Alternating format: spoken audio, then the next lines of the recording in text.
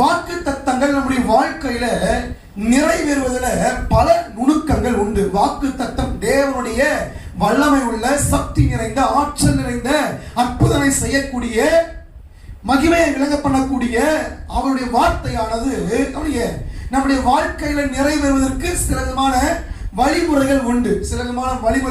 அதுல முக்கியமானது தேவனுடைய வார்த்தையும் அந்த வார்த்தையோடு இணைந்த என் வார்த்தையும். எல்லாம் சொல்லுங்க, தேவனுடைய வார்த்தையும் அந்த வார்த்தையோடு இணைந்த என்னுடைய வார்த்தையும்.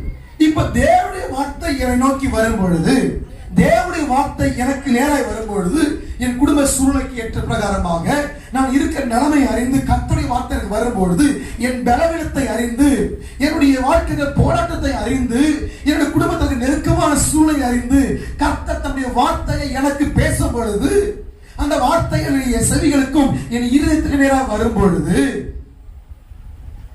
அந்த வார்த்தை வந்த பிறகு என்னுடைய வார்த்தை அந்த வார்த்தையோடு எப்படி இணைகிறது என்பதை பொறுத்தே நீங்கள் எதிர்பார்க்கிற அற்புதங்கள் முழு நிச்சயத்தோடு நிறைவேறிவிடும். ஆமென் சொல்லுங்க பார்க்கலாம். ஹல்லேலூயா.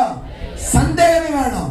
தேவன் உங்களோடு பேசுகிற வார்த்தைக்கு இணையாக உங்களுடைய வார்த்தை இணையமானால் நீங்கள் எதிர்பார்க்கிற காரியம் நடந்துவிடும்.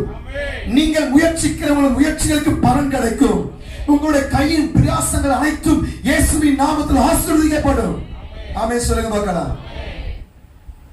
இன்னைக்கு இந்த வழிமுறைய வாக்குத்தத்தம் எப்பொழுது நிறைவேறும், எப்படி நிறைவேறும் என்ற கேள்விக்கு, வாக்குத்தத்தம் எப்பொழுது நிறைவேறும், எப்படி நிறைவேறும் என்றால் அந்த கேள்விக்கு சொல்லணும், தேவ வார்த்தையோடு என்னுடைய விசுவாசமான வார்த்தையும் இணையும் பொழுதுதான் அந்த வார்த்தைக்கு அந்த வார்த்தை கிரியை செய்யும்படி என்னுடைய வார்த்தையில கலக்கணும். என்ன சொல்லுங்க, தேவனுடைய வார்த்தையும் என் வார்த்தையும் ஒன்னா மிக்ஸ் ஆயிடுச்சு அப்படின்னா இயற்கைக்கு அப்பாற்பட்டு நடக்கும்.